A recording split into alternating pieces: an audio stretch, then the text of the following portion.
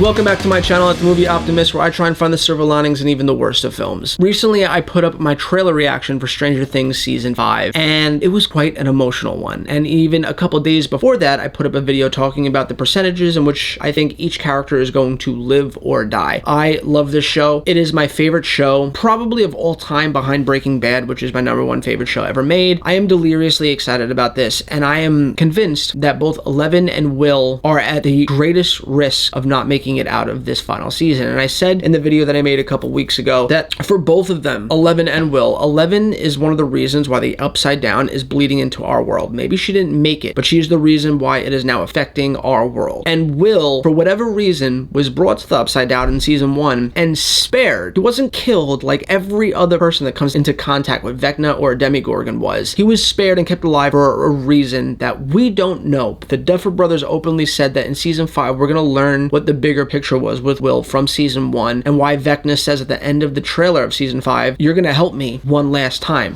The Duffer Brothers also said that one of the more important episodes to further fuel that is from season 3, episode 7, I believe, where Will gets sent into a lab as a spy for Vecna, and you don't find out that he is the spy until the end of the episode, where you learn that Will sent a bunch of people into a trap because he was afraid of Vecna. Clearly, Will, since season 1, has been some kind of puppet for Vecna that we weren't really fully informed about until like season 2, when you see that Will has some kind of mind sight ability where he could see into the Upside Down, and until season 3 where he is essentially a puppet for Vecna. And then in the trailer for season 5, Vecna talks about how he still needs his help. So he's been helping him behind the strings, not willingly, but as this like hand puppet that Will just, can't escape Vecna's grasp. Ever since season 2, when the mind flare kind of goes inside of him, there's been something off about Will, and we're going to learn about it here. And I heard a fan theory, that I think makes so much logical sense, and it has to do with Vecna, who is a character first and foremost from Dungeons and Dragons. And for those of you who don't know, the Duffer Brothers are huge Dungeons and Dragons fans, who outright said that season 1 was essentially just a Dungeons and Dragons campaign disguised as an 80s thriller with kids. And it makes sense that they're pulling from lore of Dungeons and Dragons to create this finale in season 5. And I want to go over really quickly what that fan theory was and read it here from someone on Reddit that kind of breaks it down really beautifully. This is coming from Flaro Natural on Reddit, but essentially, the Eye of Vecna is a D&D artifact that was lost by Vecna when he was killed by Cass. We know the writers are aware of this because Eddie introduces Vecna as missing a hand and an eye. This is how the players recognize that it's him, and they mention that he was killed by Cass. When we get a flashback of Henry in the Upside Down during his monologue to Ellen the piggyback, we see that one of his eyes is blinded. The Eye of Vecna gives the wearer magic sight, including visions and the ability to see through illusions, which is similar to Will's true sight in season 2. Over time, the holder of the eye can end up corrupted or controlled by Vecna, as Will was. Also, when Will is controlled by Vecna, his eye color changes. The eye could be some part of Vecna's powers, which was somehow lost by him and ended up inside Will before the series began. Maybe through the lab's experimentation, a consequence of his first fight with Elle, or something he did in the Upside Down we haven't seen yet. This would explain why Will was targeted by the Demogorgon, because Vecna wants to take the eye back from him somehow